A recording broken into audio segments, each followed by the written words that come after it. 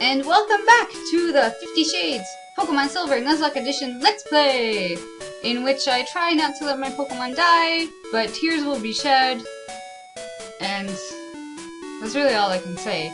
Anyway, so, continuing on from where we left off in part 1, we are going to make our way to Mr. Pokemon's house. While we were in the interim, I went and got the map card from the old man, so that's out of the way. You guys don't have to watch that part. And also, I realized in my last video that I said I would bold the Pokemon on the graph that I currently have in my party, but I'm not going to do that until I have over 6 Pokemon, because before then I'll have all of them in my party. So I figured it would be less confusing this way. I might rethink the bold. Let me know how you would want me to indicate on the graph which Pokemon I'm using. Maybe I can color code it instead of bolding it. I just want to do something that would make sense for you.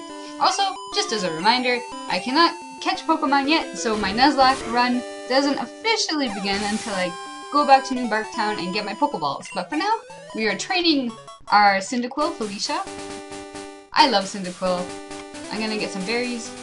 When I first got Pokemon Silver, and in general when I get a new Pokemon game, I always pick the grass type starter because I love grass types. Like, I love Bulbasaur, I love Chikorita. But, like I said in the last video, I think Cyndaquil is a better choice for this Nuzlocke because if I pick Chikorita and tried to fight Faulkner, that may not go so well. Cyndaquil for Bugsy makes more sense. Totodile is good too, but I've just never really been a Totodile fan. I didn't like the water types until Oshawott. I think that was the first one I liked, so like Generation 5. But Cyndaquil is also very cute, so I'm really happy because I actually really do like Cyndaquil. Like, it's just this little tiny adorable thing. So I'll try and run from most of the fights, just because it'll take too long and I don't want to be too strong and then not be able to catch any of the low-level Pokemon. Because remember, I have to catch the first one I find, so if I'm overpowered, I won't be able to catch them. And that's not good, because then I won't have any other Pokemon. And then how will we beat the game? We won't! So, gotta be careful, gotta be strategic. We'll see how well that goes. So now, we're getting to A. We're listening to Mr. Pokemon talk. Also, I love the graphics on this. Like, the new Pokemon games are beautiful, but I really like the nostalgia and the retro aspect of these.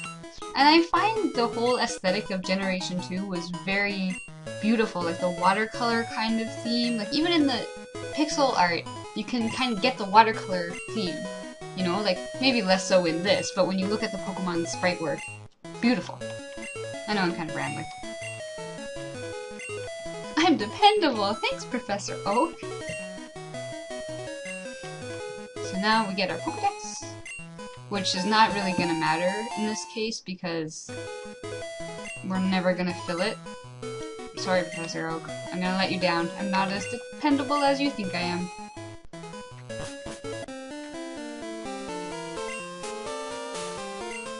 Thanks, Mr. Pokemon.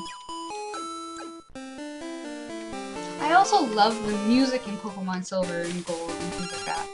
Like, it's just the best. The best. Generation 2 will always be my favorite. Oh no, Professor Owen! So I'm gonna get this Paralyzed Berry. The other nice thing about Pokemon Silver is that I've played it so many times, Oh, it's a Poison Cure Berry, okay. So maybe I haven't memorized everything, which is what I was gonna say, but I remember where a lot of stuff is, which makes it easy to talk and play at the same time. Because it's actually kind of difficult. I don't know if you can tell from that end, but it's a little bit hard. Okay, let's get a little bit stronger so when we fight the rival, we won't get our butts kicked. Oh, critical hits are the enemy. Like, in a Nuzlocke, if you get a critical hit, it's the scariest thing ever. Or poison. Poison is the other scariest thing. Especially because you can run out of antidotes or poison cure berries, and then what do? You just wait. You walk around and you wait for your Pokemon to die. It's the worst feeling ever. Come on, Felicia. Good job. Ginger power. Oh, so close.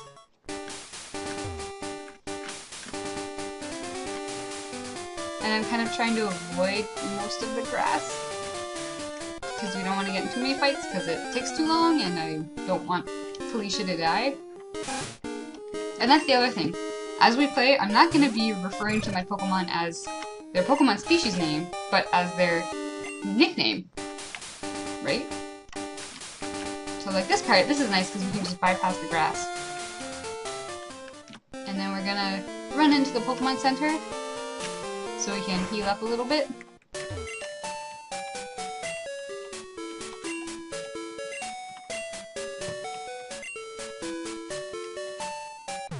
I've also always loved how it changes how many Pokeballs appear depending on how many Pokemon you have in your party.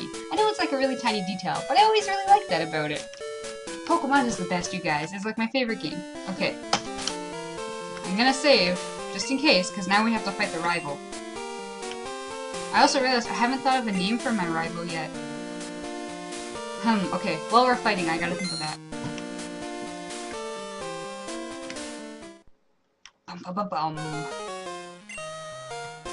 Like, this music is the best.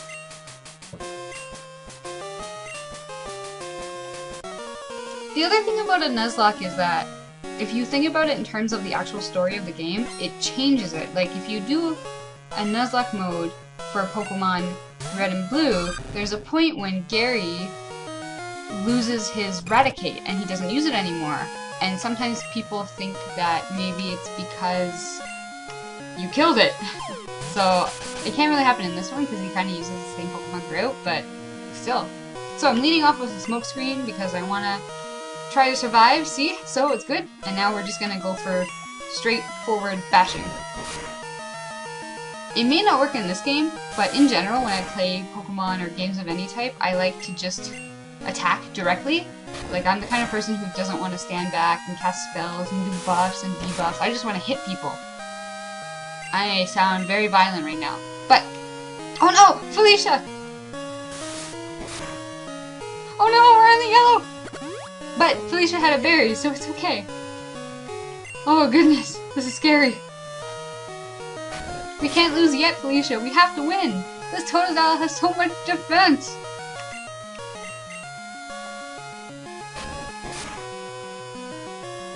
Holy. Oh goodness. Come on, Felicia. See, it's very nerve-wracking. Because, like, once you get to a certain point, if the guy gets a critical hit, how did you miss? If he gets a critical hit, and you're kind of screwed. So, like, right now, it's very dangerous. So in normal games, you might not use an item, but in this game, I'm gonna use, how much am I at? I'll use a berry, because I really don't want to die. Not so soon, we just started. So now you use Leer. Thanks, Totodile. Okay, come on, Felicia. Critical hit! Critical hit! So close! Get so far. Oh, he's so strong now! Come on, come on! Yes! Success! We did it, everyone! Our first major boss battle, we survived! That was harder than I expected. Yes, so now we are level 7, which will hopefully not be too high to catch Pokemon, but will hopefully not be too low for survival. I always love that. My name is question mark, question mark, question mark. Like, should I just name him that? I think I should. Okay. Oh, we should probably go heal again before we walk home. Although I think there's a way to get back to New Barktown without actually hitting any grass, but just in case. That's the whole motto of Nuzlocke is just in case.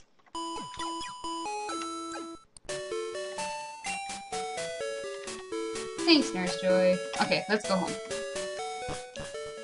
So while we're walking home, I'm going to explain a little bit about the history of Nuzlocke.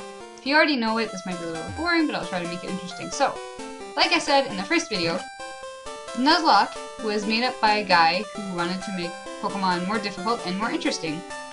And so he chose to play where if your Pokemon faints, it's dead. You can only you have to nickname all your Pokemon, you can only catch the first Pokemon en route, da da da.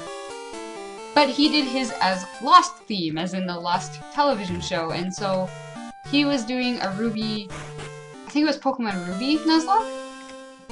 Okay, now I gotta pay attention, so hang on a sec. He was doing a Pokemon Ruby Nuzlocke, and so he had Nuzleaf, which is a kind of Pokemon if you don't know, and he nicknamed it Locke. Nuzlocke! That's where Nuzlocke comes from. Nuzleaf and Locke from Lost. And like I promised, I'm going to make him question mark, question mark, question mark. Because I think it fits. And I don't think I have a rival in real life on YouTube. Could have named him Mo, but she's not really my rival. Sorry, Mo. Anyway.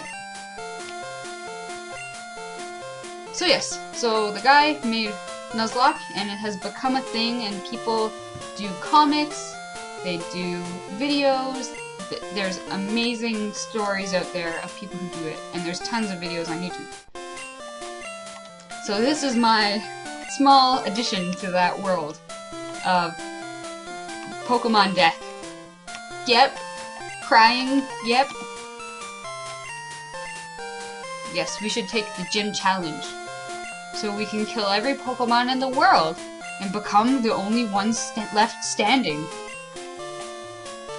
I'll talk to your mom. Okay, so this is getting a bit long, so I'm gonna end it here. Thank you again for watching. Let me know if you have ideas for Pokemon nicknames, things like that.